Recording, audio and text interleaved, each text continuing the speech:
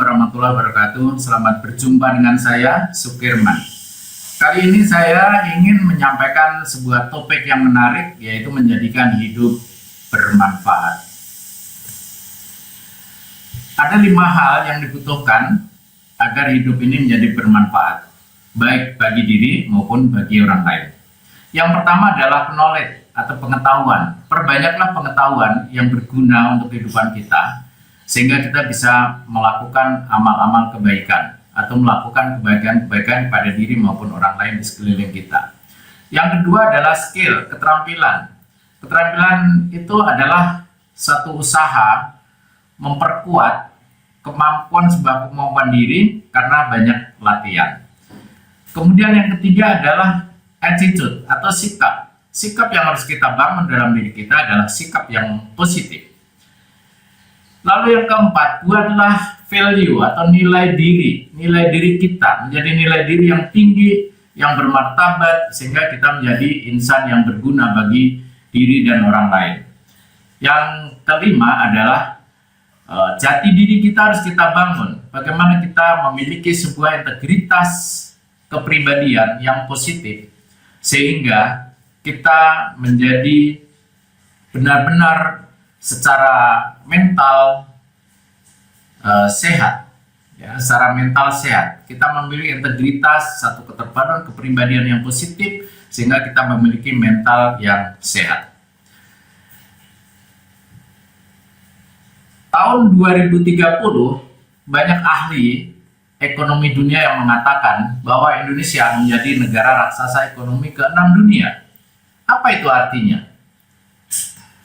Artinya bahwa tahun 2030 akan terjadi pergeseran tingkat ekonomi global yang dialami oleh berbagai negara di dunia. Akan banyak negara yang bangkrut dan warga negaranya jadi pengangguran, dan Indonesia akan diserbu tenaga kerja asing dari mancanegara. Sekarang sudah mulai terlihat bahwa banyak mancanegara yang berdatangan ke Indonesia mencari pekerjaan. Indonesia akan diserbu tenaga asing, ya, dari berbagai negara, dan tenaga kerja asing menjadi pesaing yang berat bagi tenaga kerja Indonesia, termasuk Anda sekalian. Kenapa mereka menjadi pesaing kita atau pesaing Anda? Karena mereka, diakui atau tidak, mereka lebih menguasai IT.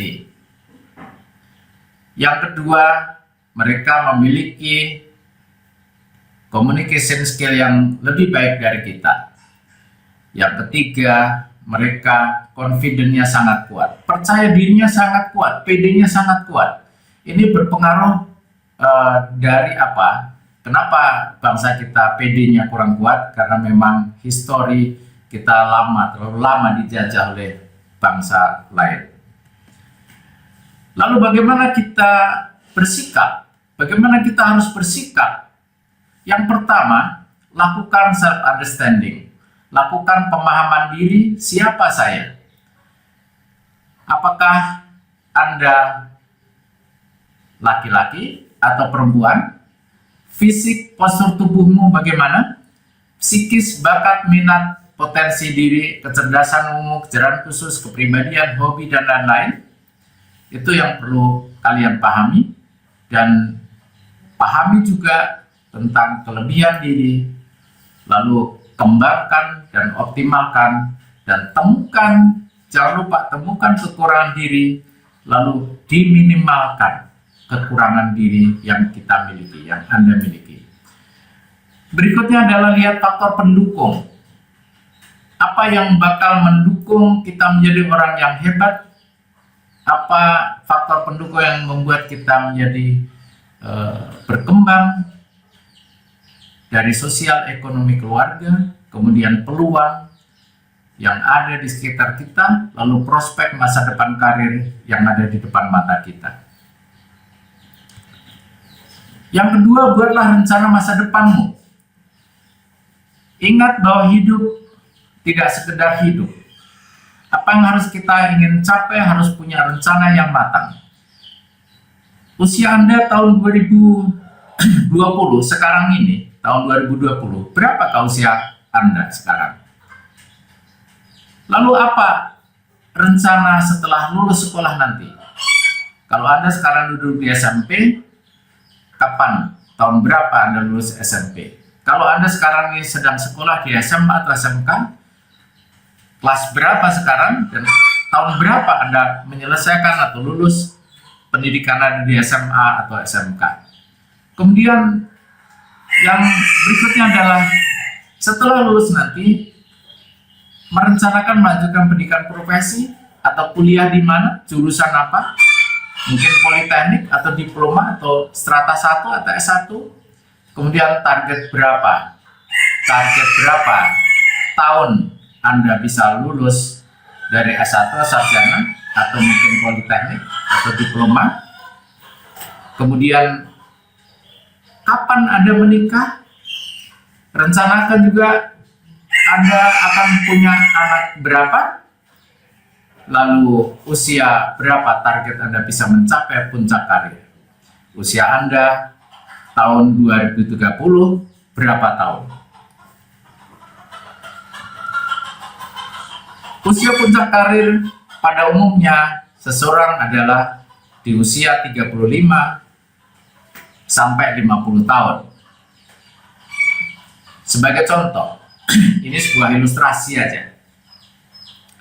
Bila saat ini usia Anda SMP 13, 14 atau 15 tahun kah? Berarti tahun 2040 usia Anda akan mencapai yang 13 tahun saat ini akan mencapai 33 tahun, kemudian 34 tahun dan yang 15 tahun akan mencapai 35 tahun, 35 tahun.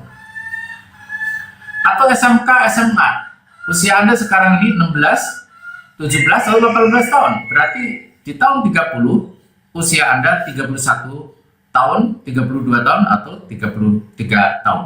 Artinya usia Anda sudah mencapai mendekati usia puncak karir, bahkan ada yang kurang dari usia 32 tahun sudah mencapai puncak karir. Nah, sebelum mencapai puncak karir, ada beberapa poin-poin penting yang harus dilalui oleh setiap individu. Dan ini akan kita bahas pada pembahasan berikutnya. Tunggu untuk menjadikan hidup bermanfaat sesi yang kedua. Semoga Allah Subhanahu wa Ta'ala meridhoi dan mengabulkan cita-cita Anda. Amin. Dan terima kasih. Assalamualaikum warahmatullahi wabarakatuh.